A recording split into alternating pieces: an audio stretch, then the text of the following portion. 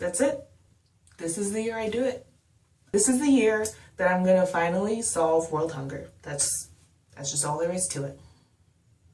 If you're anything like what you just saw, then stay tuned, because today I'm going to talk to you about 3 things you can do to be more likely to stick to your goals. My first tip to you is to make a plan. I'm sure you've heard this before, it's nothing new, but I'm going to give you a little more advice. You're going to break down your goal into as many small steps as you can handle at one time, and you're going to write them out and put them in your calendar. And then think about any possible roadblocks when it comes to completing that goal. Any little thing that might stop you from your daily or weekly tasks towards that goal, write them down, and then write down how you're going to combat that. That way, if it happens, you'll know what to do next and you can move right along after it. My second tip to you is to look at your goals every day. Now, I know that's a lot of days and it probably, like, why do I need to do that every day? But if you're looking at your goals every day, it's helpful because it stays in the back of your mind so that when you're going through the daily motions of life, you remember it more and you're more likely to take steps towards it. As opposed to a month down the line not having read your goals and then forgetting. I would even personally recommend looking at it at the beginning of every day. So while you're having your coffee or when you're looking in your planner, just quickly go over your goal. It takes 2 minutes, maybe 5 minutes.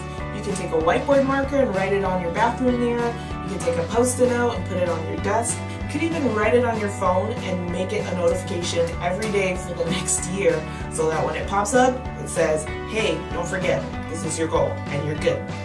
My third tip to you is to define and remember your why. Now this is so important, and everybody has a why. It's the reason they've decided to create a goal in the first place. However, as time passes, sometimes the why gets a little bit forgotten.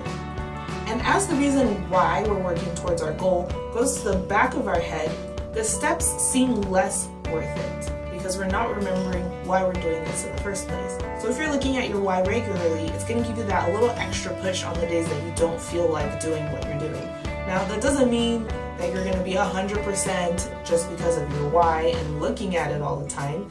But on some days when you're like, I cannot do this right now, I just can't. That why is going to remind you, okay, if I want this, then I have to go ahead and do it. Let me just try for 5-10 minutes and we'll see where it takes us.